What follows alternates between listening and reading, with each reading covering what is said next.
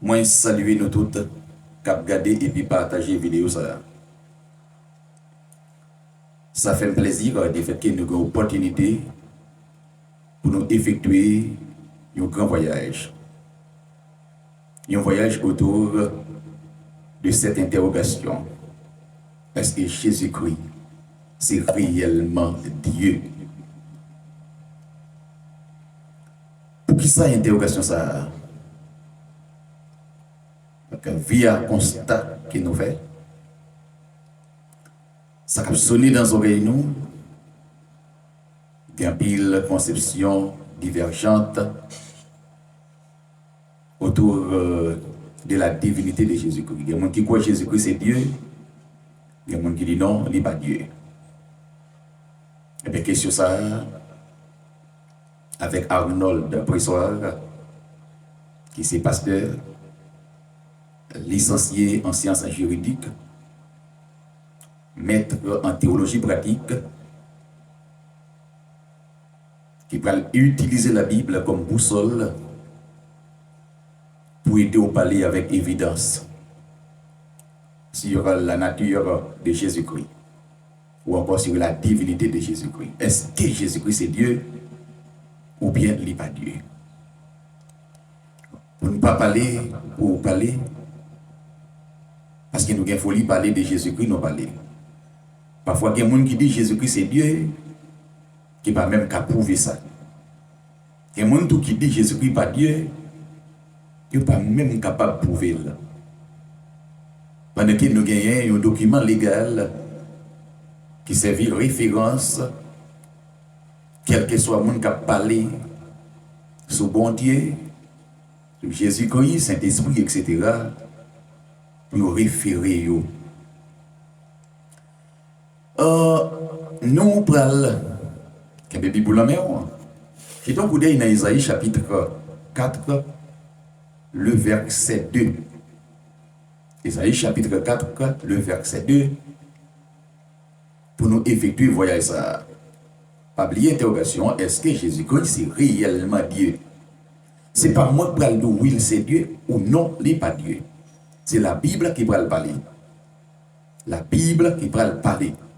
Qui ne pas dans mes mots.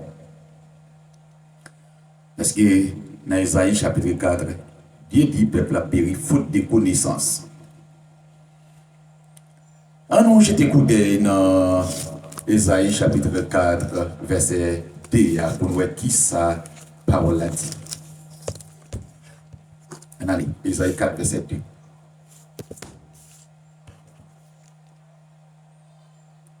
En ce temps-là, le charme de l'Éternel aura de la magnificence et de la gloire. Et le fruit du pays aura de l'éclat et de la beauté pour les réchappés d'Israël. Mais en chita sur ça, le charme. Le prophète Isaïe parlait charme. En plus de fois, mon remède dit, j'aime maïs, c'est maïs. J'aime pitimi, c'est pitimi. J'aime maïs, pas qu'à produit pitimi. J'aime maïs, pas qu'à produit les patates, pas qu'à produit banane. En plus de fois, ça y dit.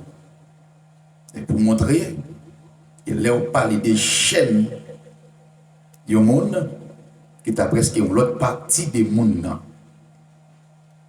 Ici, quand Isaïe utilisait le concept de chaînes, Isaïe présentait ici la nature divine de Jésus-Christ. Le côté divin de Jésus-Christ, le prophète Isaïe présentait les chaînes de l'Éternel. Maintenant, dans le texte, nous avons l'ADN de Dieu en Jésus-Christ. Parce qu'il fait mention des chaînes de l'Éternel. L'ADN de Dieu en Jésus-Christ. Maintenant, puisque Dieu c'est Dieu, et l'ADN de Dieu en Jésus-Christ, là, nous pas qu'à écarter Maintenant, Jésus-Christ, de la nature divine, il n'y a pas qu'à faire. Texte ça, là, nous sommes capables de dire, ici, Esaïe présenté Jésus-Christ en tant que Dieu. Là encore, peut-être que ça n'a pas suffi pour ça n'a pas convaincu de Jésus-Christ qui c'est Dieu. Et m'a d'accord, si toutefois, vous pouvez convaincre. Mais permettez-moi de dire, la Bible fait provision. Fait provision. On continue à jeter un coup d'œil dans la Bible. Dans Matthieu chapitre 1er, le verset 23. Matthieu chapitre 1er, le verset 23. On dit, un petit monde pour prendre naissance. Un petit monde pour prendre naissance. Et petit monde ça, la portée non Emmanuel. Emmanuel, texte là toujours, qui veut dire Dieu avec nous. Matthieu 1er, verset 23. Assurément, ou d'accord, lors du petit monde ça va prendre naissance là, c'est exactement Jésus-Christ. Parce que d'accord ça. Et tout le monde a accepté que le texte là est lié à Jésus, il concerne Jésus-Christ. Mais pas oublier, Isaïe t'a parlé concernant Jésus-Christ, les germes de l'éternel. Les germes de Yahvé. Jésus-Christ. Isaïe t'a présenté.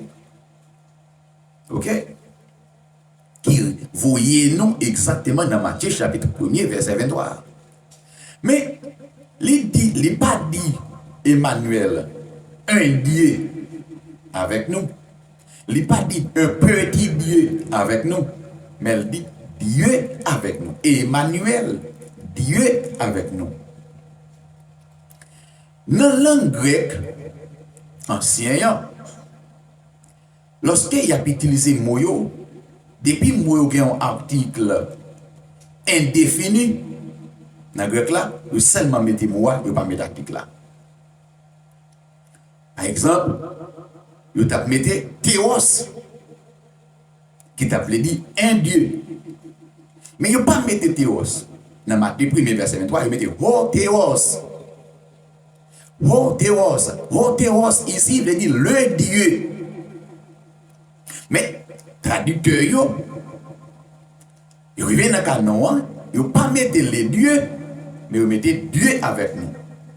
Ici, dans le texte là, si vous traduit le mot à mot, ho théos ici, dans Matthieu 1er verset 23, l'État veut dire le Dieu avec nous. Le Dieu. C'est ça le t'a veut dire. Quand on est le Dieu, qui c'est article défini, c'est pas non plus, c'est original là dit ça, qui c'est article défini, l'État veut dire Jésus-Christ est Dieu de façon absolue. De façon absolue. Jésus-Christ est Dieu. Dans toute totalité, dans l'essence, Jésus-Christ est Dieu.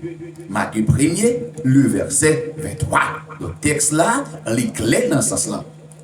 Il y a un pile dénomination qui dit Jésus-Christ son dit Dieu. Quelqu'un qui dit Jésus-Christ pas Dieu, même pas Dieu du tout. Il conteste la nature divine de Jésus-Christ. Mais là, à travers le texte, on a dit est-ce que c'est pas un erreur que vous commettez? Ou bien est-ce que tout? C'est pas parce que Dieu peut ouvrir ce texte-là. Ce texte-là, il est clair dans ce sens-là. Ok? Donc, oh, théos, le Dieu avec nous. Le Dieu. C'est pas un Dieu, c'est pas un petit Dieu. Dieu, le Dieu avec nous. Ok? Emmanuel. Maintenant, texte là présenté nous, les dieux incarnés. Ici, nous voyons le Dieu incarné. Lorsque nous disons le Dieu incarné ici, nous voyons Dieu qui fait chair, qui prend naissance dans une société bien déterminée, société ça a une culture qui est propre à lui-même. OK? Donc, Dieu ça qui incarné, donc, les fonctionner comme monde de façon physique. Parce que les patates qui vivent dans le monde, ça, s'ils partagent un corps de terre pour l'utiliser. Rester branché, n'a pas retourné pour deuxième intervention.